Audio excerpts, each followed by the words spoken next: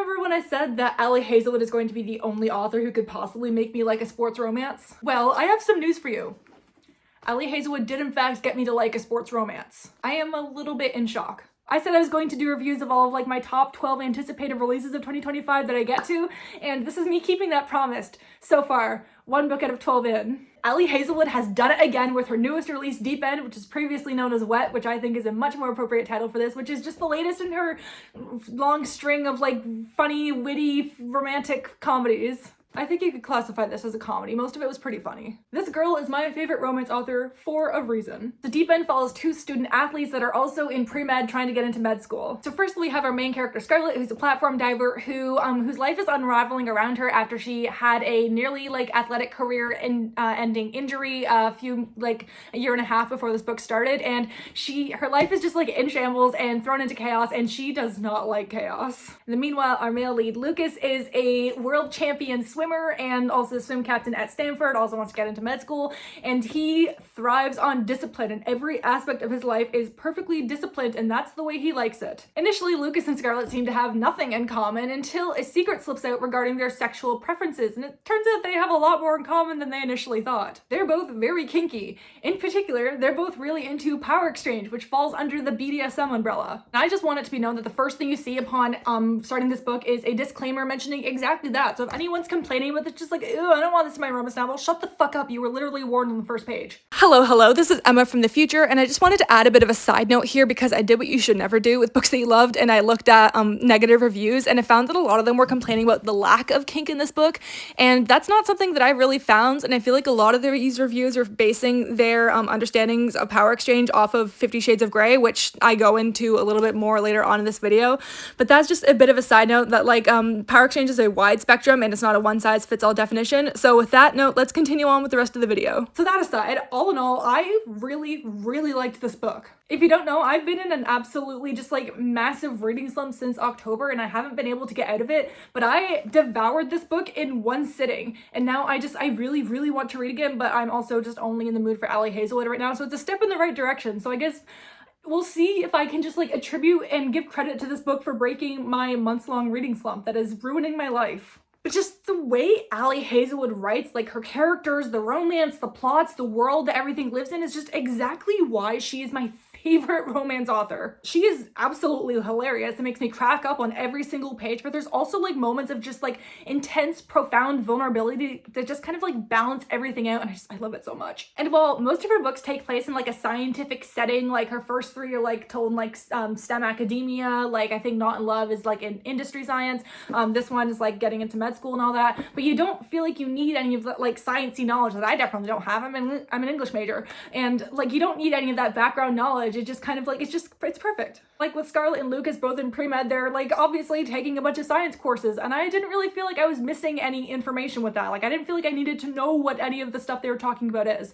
which is exactly how I felt about the sports side of this, because like I don't do sports, I don't follow sports, I know pretty much nothing about sports. I did figure skating for about 10 years, but even then I never followed any figure skating aside from what I was doing. So I definitely don't know anything about competitive swimming or diving. I didn't even know there were different types of diving. Like Scarlett does platform diving. Like I didn't even know there was like differentiation between any of them. But just like the way all of this information is presented to the reader, it's like you don't even need to know any of this. Like it's just told to you through the book. You can like pick stuff out via context, and like you don't have to Google stuff. I did because I was like genuinely like curious, but like I wanted more information on some of this stuff. Just like it was weirdly interesting. You can tell that I finished this book recently because I'm having difficulty forming like a coherent thought. Yeah, like aside from never being interested in sports in general, I've also never been interested in sports romances. They just all felt the same to me. They all have like the same cliches, the same stereotypes. Like you have like, you know, like the cheerleader and the football player. You have like the ice hockey player and the figure skater. You have like the swimmer and the diver. And I was really worried that like Ali was going to like fall into like some of those cliches and stereotypes that I really don't like in romance novels. I shouldn't have been surprised that she in fact did not do that. Like what are the chances that I was actually going to enjoy this and actually be interested in the sports part of this book? I still can't believe Ali Hazelwood got me to enjoy a sports romance. Like I thought I'd never see the day. Just the way that I was so invested invested in Scarlett's diving. Like, whenever she competed, whenever she dove, I wanted her to succeed. Like, I was nervous for her, like, sickening nervousness. That's a phrase. Like, I was just so on edge, and I wanted her to succeed and do well so badly. Which brings me to the characters of this book, particularly the two main characters, because I'm trying to keep this as spoiler-free as I possibly can. The way Ali Hazelwood writes her characters is just something that will never fail to just absolutely suck me into her novels. Like, Scarlett in particular, I think is probably like one of, if not my most favorite protagonist of hers. She is a character for those who are overwhelmed by simply existing, for those who just want to keep their head down and move through the day, for those who are just silently suffering and don't know how to move through their day, and also don't really know how to ask for help. As somebody who is currently undergoing my university student mandated "what the hell am I doing with my life" crisis, I felt very seen by Scarlett. And like, even though she's a fictional character, and even though this is a romance novel and an Ali Hazelwood book, and I know it's going to have a like happily ever after ending where like Scarlett overcomes her adversities and like finds a new point in life and all that, I was still reminded by her that things will get better even if they kind of suck right now, which is something that my friend told me a few weeks ago, and apparently I needed to hear it from a fictional character for it to truly like delve into my brain, so I don't know. As for Lucas, I am absolutely obsessed with this man. He is so ridiculously hot. Like, oh my god. I have no idea what Ali puts in her men, but holy shit, I want one. Like, I need them to exist in real life. And not only is Lucas just ridiculously hot, he's also severely, like, self-disciplined to the point where it's kind of more of a fault. But he's also, much like Ali's other male protagonist, is just an absolute simp, is just obsessed with Scarlett and would do anything for her. Like, this man genuinely loves her. Like, this is just what I love so much about Ali Hazelwood's characters. Like, they feel so real. They're funny and they're sexy, but they're also just deeply flawed, and in a way where like they actively have to try to like overcome those flaws. And like their flaws can kind of be annoying at times, but it also makes you really want to root for them. Like, just knowing that they're going to like learn and grow throughout the book in a way that feels authentic and not forced. Like, they're not simply just a product of the plot. Also, just like the tension between Lucas and Scarlett is just like absolute perfection. Like, this is definitely, without a doubt, Ali's like kinkiest, sexiest book, and I love that for her. She's gotten so adventurous with her last few books, and I love it. I cannot wait to see what she's coming up with next. I also especially love how deeply we go into like the communication and the trust that comes behind specific kinks, especially like the power exchange one that we get in this book, which is not something that I see in a lot of media that explores things like power exchange. Like, I feel like power exchange gets a bad reputation because of mainstream media, like especially with things just like a lot of people are exposed to things like 50 Shades of Grey, which has aged so badly and is just riddled with red flags, and is also just like slyly referenced just multiple times throughout this book. Just like, yeah, this thing is kind of like that thing in this book, but like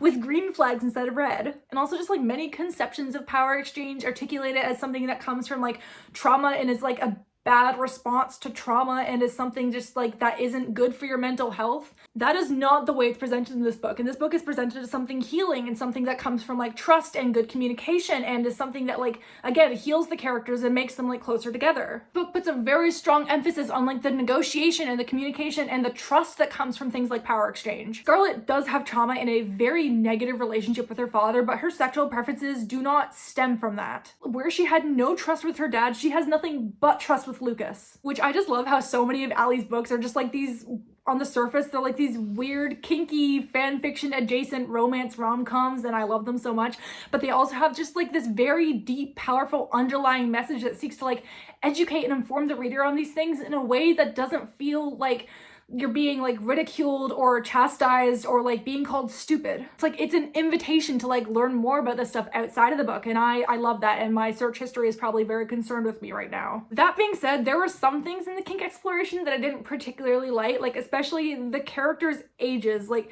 in the prologue, it said that Scarlett's 21st birthday, and I just feel like that's very young to like have that strong of idea about your sexual preferences and what you like and like how experienced these people are. For context, I'm 21. I'm the same age as these characters. I could never. It could very well that their like childhood circumstances forced these characters to grow up much more quickly and like mature much more quickly than I had to, but just like I still had to like age them up in my head. And then every time I was reminded that they're literally the same age as me, I got a bit jump scared. I'm like, why are you the same age as me. You're not the same age as me. You don't act like it. The other thing I didn't really like about this book that knocked it down from a 5-star for me was the length of it. And before you say anything, I mean the length of the book. That is not a sexual innuendo. This is Ali's longest book by like 50 to 100 pages. I think Love Theoretically is the next longest after that, and it did not need to be this long. Like, the ending dragged a bit, and like I feel like things could have been more streamlined, more compact, and I feel like things would have flown much more easily. And also, like, all of Ali's books have like this big climax at the end. The climax in this book felt rather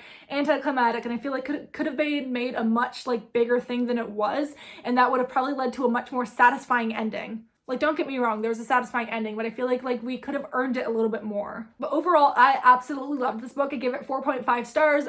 Overall, in terms of like my Ali Hazelwood like rankings, because I like making lists and stuff, I think this falls in like 5th place out of her 8 books. So it would be below Check and Mate, but above Bride. I can't believe that I actually liked a sports romance. I must be evolving or something.